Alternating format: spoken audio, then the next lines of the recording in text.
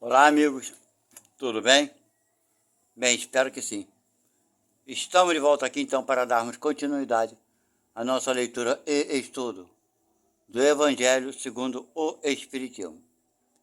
Então nos encontramos no capítulo de número 16, cujo título é Não se pode servir a Deus e a Mamon.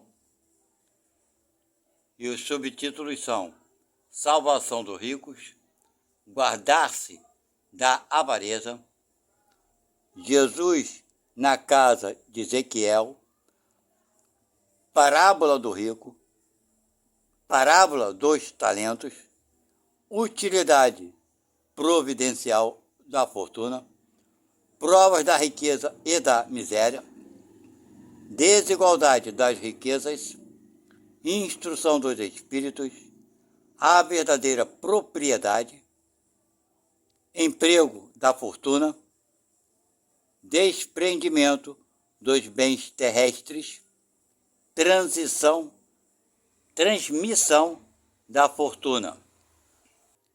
Bem, aqueles que estão chegando pela primeira vez aqui, sejam muito bem-vindos e obrigado pela presença de vocês. Bem, eu quero informar vocês que nós dividimos os capítulos por partes, quando eles são muito longos. Então, a leitura e estudo aqui se faz por aproximadamente 30 minutos. Um pouco mais, um pouco menos. E eu considero uma leitura e estudo, principalmente, que eu não somente leio, eu dou minhas opiniões quando acho que são necessárias e relevantes. Ok? Então vamos lá. O primeiro assunto será salvação dos ricos. Número 1. Ninguém pode servir a dois senhores, porque ou odiará a um e amará ao outro, ou se afeiçoará a um e desprezará o outro. Não podeis servir ao mesmo tempo a Deus e a Mamon. Quem falou isso foi São Lucas. Número 2. Então, um jovem se aproximou dele e lhe disse: Bom mestre, o que é preciso que eu faça para adquirir a vida eterna? Jesus lhe respondeu: Por que me chamas bom? Só Deus é bom. Se quereis entrar na vida, guardai os mandamentos. Quais são os mandamentos? Indagou-lhe. Jesus lhe disse: Não matareis, não cometereis adultério, não furtareis, não direis falso testemunho, honrai o vosso pai e a vossa mãe, e amai o vosso próximo como a vós mesmos.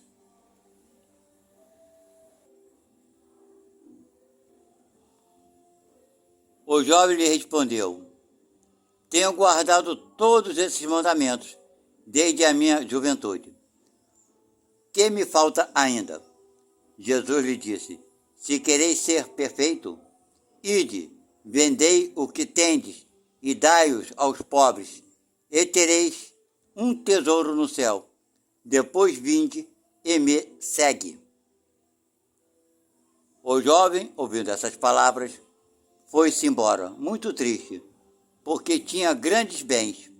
E Jesus disse aos seus discípulos: Em verdade vos digo que é bem fácil que um rico entre no reino dos céus,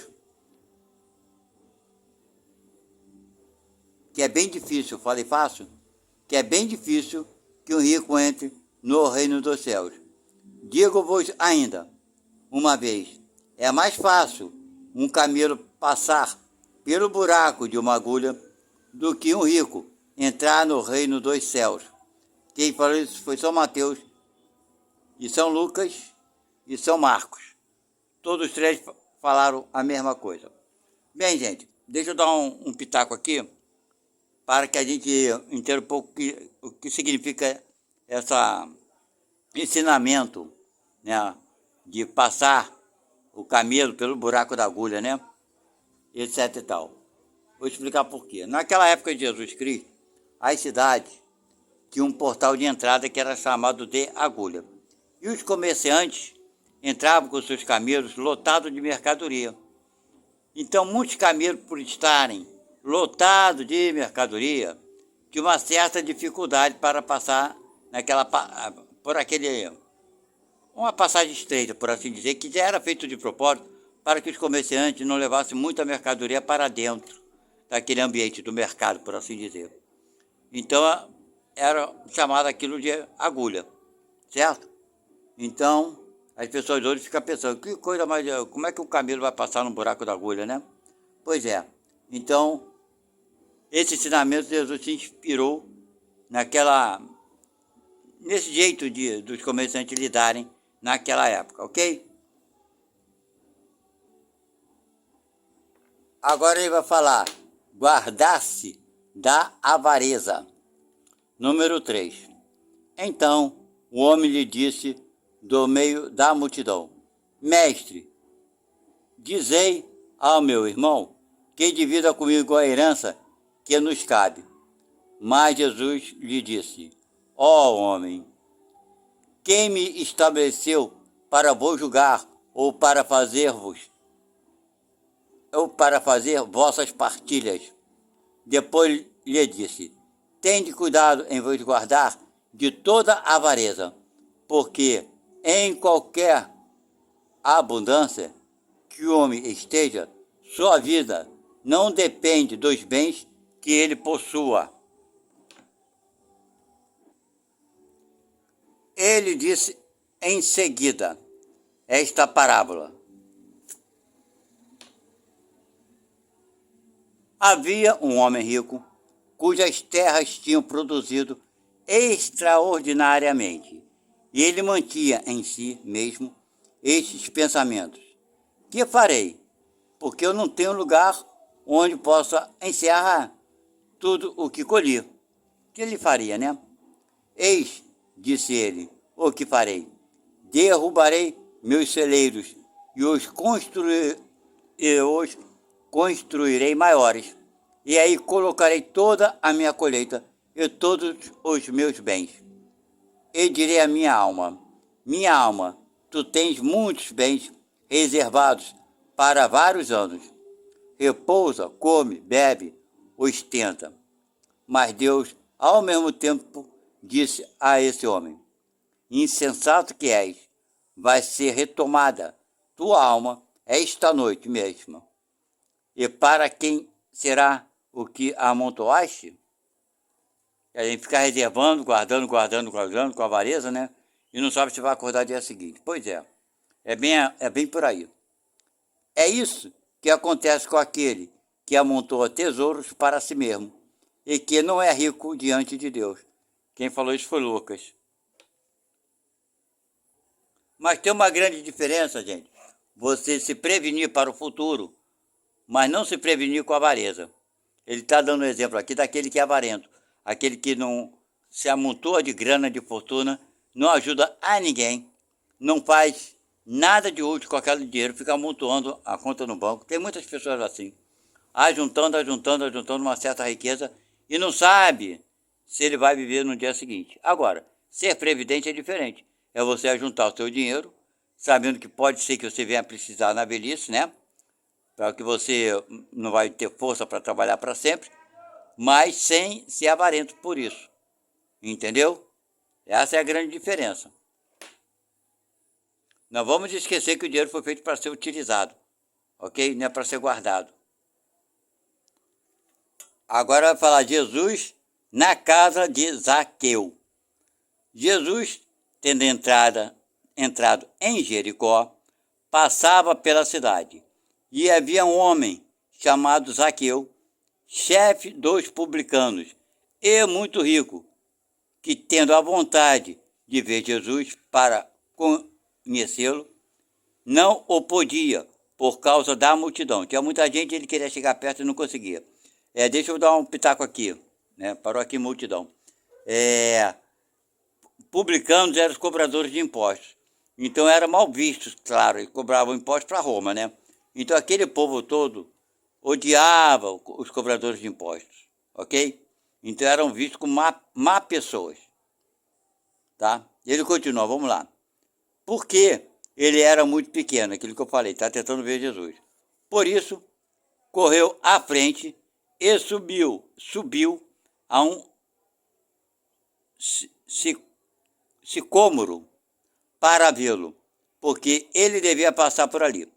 Jesus, tendo chegado a esse lugar, olhou para cima e, tendo-o visto, disse-lhe: Zaqueu, apressai-vos em descer, porque é preciso que eu me aloje hoje em tua casa.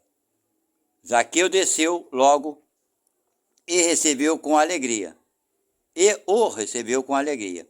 Vendo isso, todos murmuravam, dizendo: ele foi alojar-se na casa de um homem de má vida. Porque era má vida, aquilo que eu falei, era cobrador de imposto, né? E todo mundo renegava os cobradores de imposto. Até hoje, né? Quem paga imposto não fica muito satisfeito, não é verdade? Então é isso. Então, esse era o motivo. Entretanto, Zaqueu, apresentando-se diante do Senhor, disse-lhe: eu dou a metade dos meus bens aos pobres, e se causei dano a alguém, no que quer que seja, eu lhe retribuirei em quádruplo. Sobre o que Jesus lhe disse: esta casa recebeu hoje a salvação, porque este homem também é filho de Abraão, porque o Filho do Homem veio para procurar e para salvar o que estava perdido. Então, aqui está dizendo, né? Jesus veio para ajudar quem? A quem está perdido. Não aqueles que são saudáveis e bons, não é verdade? Pois é, vamos refletir sobre isso. Que tem muita gente que fala que fulano não merece a ajuda de Jesus e por aí vai. E são os mais necessitados, não é verdade? Agora ele vai falar sobre a parábola do mal rico. Número 5. Havia um homem rico que se vestia de púrpura e de linho e que se trajava magnificamente todos os dias. Havia também um pobre chamado Lázaro, estendido à sua porta, todo coberto de úlceras, quer dizer, de feridas, né? Que quisera se saciar com as migalhas que caíam da mesa do rico. Mas ninguém lhes dava, quer dizer, ninguém dava para o pobre. E os cães vinham lamber-lhe as feridas. Ora, aconteceu que esse pobre morreu e foi levado pelos anjos ao céu de Abraão. O rico morreu. E também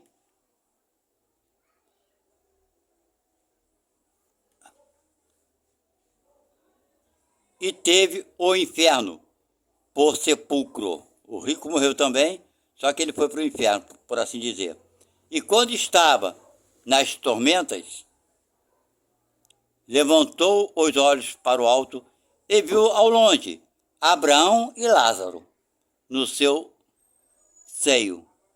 E gritando, disse estas palavras: Pai Abraão, tende piedade de mim, enviai-me Lázaro, a fim de que ele molhe a ponta de seu dedo na água para me refrescar a língua, porque eu sofro tormentas extremas nesta chama. Mas Abraão lhe respondeu: meu filho, lembrai-vos que haveis recebido vossos bens em vossa vida, e Lázaro não teve senão males. Por isso, ele está agora na consolação, e vós nos tormentos. Além disso, há para sempre um grande abismo entre nós e vós, de sorte que aqueles que querem passar daqui para vós não o podem, como ninguém também pode passar para aqui do lugar em que estais. E o rico lhe disse: eu vos suplico, pois, pai Abraão, enviá-lo à casa de meu pai, onde tenho 5 irmãos, a fim de que lhes ateste estas coisas, de, de modo que eles venham também para este lugar de medo, né? Que eles venham também para esse lugar de tormentas. Aí Abraão lhe responde: eles têm Moisés e os profetas, que os escutem. Não, disse ele, pai Abraão, mas se algum dos mortos procurá-los, eles farão penitência. Abraão lhe respondeu: se eles não escutam Moisés, nem os profetas, não crerão mais do que neles, quando mesmo algum dos mortos ressuscitassem. Quem falou isso foi Lucas. Então, o que está querendo dizer aqui? Se eles não acreditam, não vai acreditar nos profetas, nem em Moisés, nem... Como é que ele vai acreditar em mortos? Então, mais ou menos isso é a resposta. Essa parábola aqui é interessante, porque diz o seguinte: é figurado, porque Deus não castiga ninguém. Mas se você teve uma vida aqui só de prazeres, abusou do seu poder, da sua grana, não fez bom uso, não é ser anjinho, pegar seu dinheiro e sair distribuindo. As pessoas entendem tudo errado. Pegar a sua grana, seu trabalho, seu sacrifício e sair doando inconsequentemente para todo mundo que você vê na esquina. Não é isso. A questão não é essa, é você não ser escravo do dinheiro.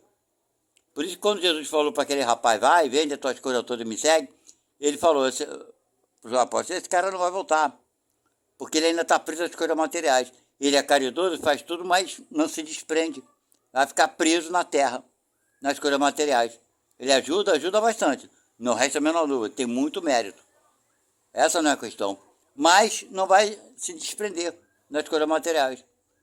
Então essa parábola quer dizer mais ou menos isso. Não é para você pegar seus bens e se dispor deles todos, ser inconsequente. Porque se Deus, olha bem a tua responsabilidade.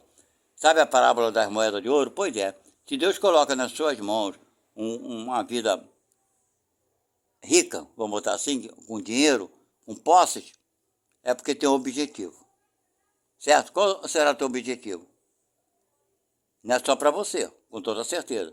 Qual o objetivo maior? Também não é para você ficar pobre. Se era para você ficar pobre, Deus não te daria nem a riqueza. Concorda com isso? Você não teria nascido rico. É para você saber usar. Ok? Saber usar, saber ajudar, gerar emprego, gerar trabalho, ser um bom patrão. Olha quanta coisa boa tu pode fazer. Ser um bom patrão, ser responsável. Isso é saber usar o dinheiro. Agora eu vou falar sobre a parábola dos talentos. O Senhor age como um homem que, devendo fazer uma longa viagem para fora do país, chamou os seus servidores e lhes colocou nas mãos seus bens. E tendo dado 5 talentos a um, é o que eu falei, moeda de ouro, né? Então essa parábola que eu acabei de me referir. Vamos lá. E tendo colocado 5 talentos a um, 2 a outro e 1 ao outro, segundo a capacidade diferente de cada um, certo? Então botou 5 moedas na mão de um, botou 2 moedas na mão do outro e botou uma moedinha na mão do outro, ok? E foi-se embora. Negociou com o seu dinheiro e foi-se embora. Negociou com o seu dinheiro, ganhou, deixa eu ver aqui eu estou pulando alguma coisa. Aquele, pois que tinha recebido 5 talentos, foi-se embora, negociou com seu dinheiro e ganhou outros 5 talentos, ok? Aquele que havia recebido 2, ganhou da mesma forma outros 2. Mas aquele que não havia recebido senão 1, foi cavar na terra e aí escondeu o dinheiro do seu senhor. Muito tempo depois, o senhor desses servidores, tendo retornado, pediu-lhes contas.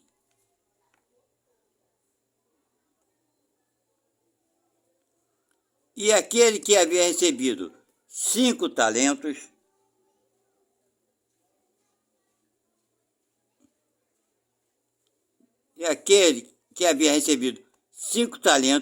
veio lhe apresentar 5 outros, dizendo-lhe: Senhor, havias-me colocado 5 talentos nas mãos. Eis aqui 5 outros que ganhei. Seu senhor lhe respondeu: Bom e fiel servidor, porque foste fiel em pouca coisa. Eu vos estabelecerei sobre muitas outras. Entrai no gozo do vosso senhor.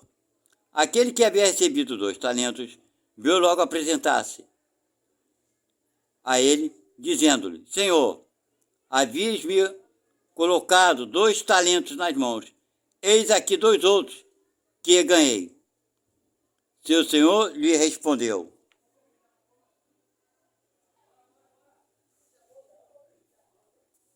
Bom e fiel servidor, porque foste fiel em pouca coisa, eu vos estabelecerei sobre muitas outras.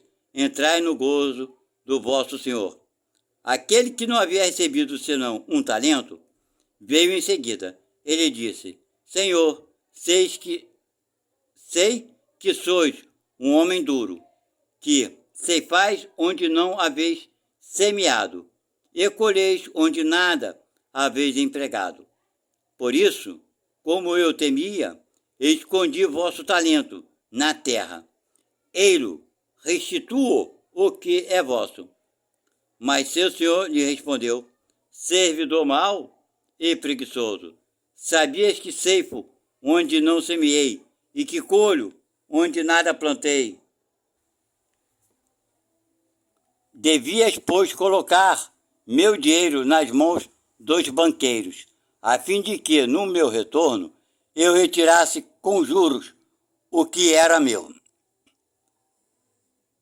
Que se lhe tire, pois, o talento que tem e deem-no àquele que tem 10 talentos, porquanto dá-se-á a todos aqueles que já têm, e eles serão cumulados de bens. Mas para aquele que não tem, quirá-se-lhe-á mesmo o que pareça ter, e que se lance esse servidor inútil nas trevas exteriores. Ali haverá choros e ranger de dentes. Quem falou isso foi Mateus. Bem, gente, isso foi o que Mateus falou. Eu não concordo que tenha sido qualquer ensinamento de Jesus, com toda certeza não foi. Que Jesus não é apresentar uma parábola de um Deus bom e um Deus ruim. É por isso que eu falo aqui, geralmente eu falo, eu não concordo com muita coisa que está aqui, que está na Bíblia, que está no Evangelho. Para mim, nada disso é sagrado. Sagrado é o nosso comportamento para com o próximo, para com a vida, para com os outros. Isso é sagrado. Agora, o que está escrito aqui foram os homens que escreveram. Agora São Lucas, São Marcos, São Mateus, São não sei o que, São Pedro, São Paulo. E volto a repetir, na época que Jesus passou por aqui, os seus apóstolos meteram o pé, se acovardaram, meteram o pé a todo mundo. E agora são todos santos. Bastou morrer para virar santo. Então não vejo assim. Eram homens comuns, como nós. Não estou aqui condenando o que eles fizeram quando abandonaram Jesus, quando Jesus estava sendo assassinado, foi preso, etc e tal. Mas erraram sim. Se eu estivesse lá, eu teria feito mesmo. Não é questão de ter feito ou não ter feito. É questão de falar a verdade. Entendeu? É aquilo que eu penso. Não estou querendo diminuir ninguém, mas temos que ser realistas, sair dessa fantasia. Ok? De acreditar que tudo que falaram é sagrado. O que é a Bíblia? O que se trata a Bíblia, o Antigo Testamento, o Novo Testamento, tudo isso aí.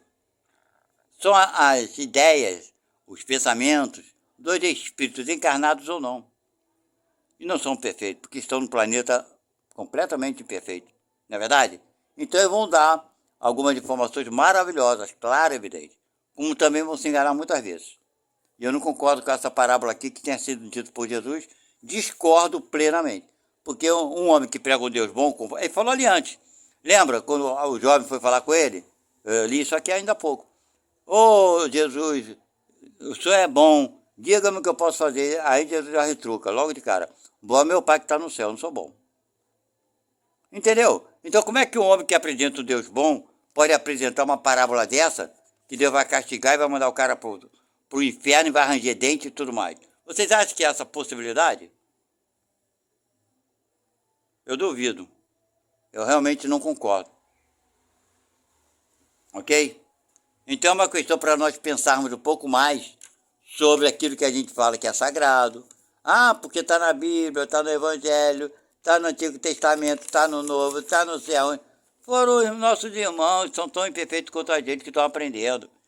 E volto a repetir. Tem muitas coisas maravilhosas, mas tem tantas outras que eu discordo. Que isso daqui é mostrando Deus que vai castigar se o cara não fizer isso ou aquilo. Isso não existe, gente. Ok? Bem, eu vou parar por aqui porque o nosso próximo assunto não vai dar para ler a ideia toda. É um tanto longo. Já estamos com 25 minutos. E com certeza, em 5 minutos... Será que eu consigo ler? Bem, vou me contradizer aqui, né? Eu acho que dá para ler até aqui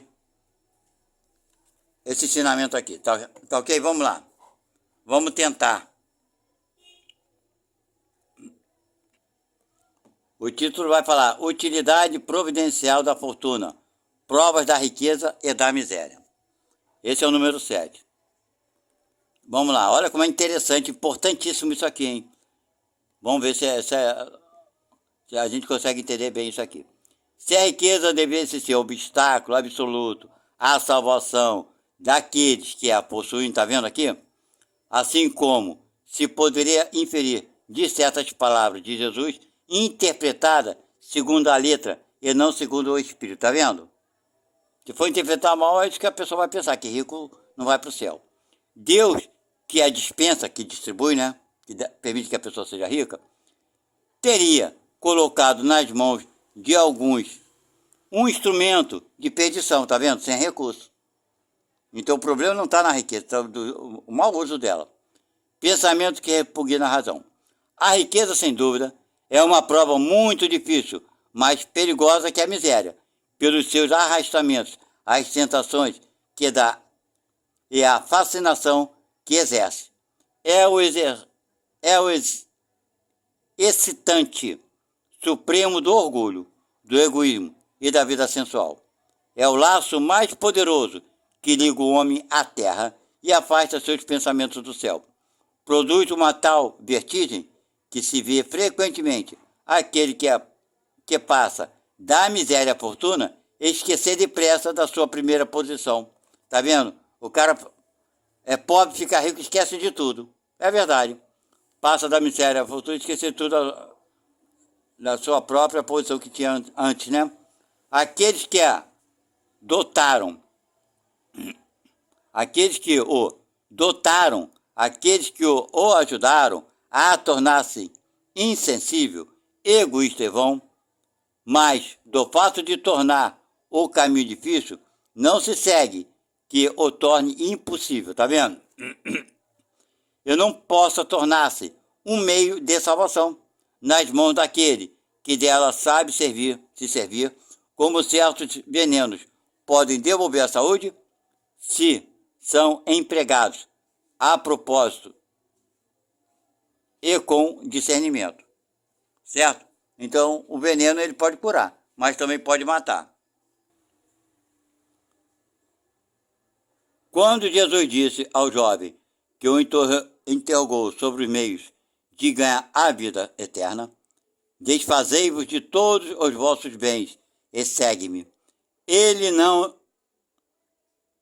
entendia estabelecer como princípio absoluto que cada um deve se despojar daquilo que possui e que a salvação só tem esse preço, mas mostrar que o apego, aquilo que eu falei antes, né, aos bens terrestres é um obstáculo à salvação. Esse jovem, com efeito, acreditava-se quite, porque tinha observado certos mandamentos e, todavia, recua ante a ideia de abandonar seus bens, sem desejo de obter a vida eterna. Não ia até esse sacrifício. Quer dizer, ele não tinha tanta força assim para dispor, não é verdade? Pois é. Então vou ler só esse parágrafo. Não vai dar para ler a ideia toda, mas fica para a próxima. A proposição que Jesus lhe fez era uma prova decisiva para pôr a descoberto o fundo do seu pensamento. Ele podia, sem dúvida, ser um perfeito homem honesto, segundo o mundo, não fazer mal a ninguém, não maldizer seu próximo, não ser vão nem orgulhoso, honrar o seu pai e a sua mãe, mas não tinha a verdadeira caridade, porque sua virtude não ia até a abnegação. Eis o que Jesus quis demonstrar. Era uma aplicação do princípio: fora da caridade não há salvação.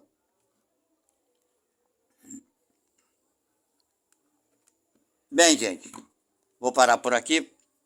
Então, isso é para a gente ver, quando Jesus falou isso, essa passagem que dizem que aconteceu, isso é para dizer que é verdade ou mentira. Mas seja como for, Jesus sabe da intenção do rapaz, ele não estava pronto ainda para dispor dos seus bens. Porque para caminhar com Jesus, aí naquela época ele queria ir com Jesus, ele tinha que se dispor de tudo. Como é que ele ia levar as coisas? Para onde?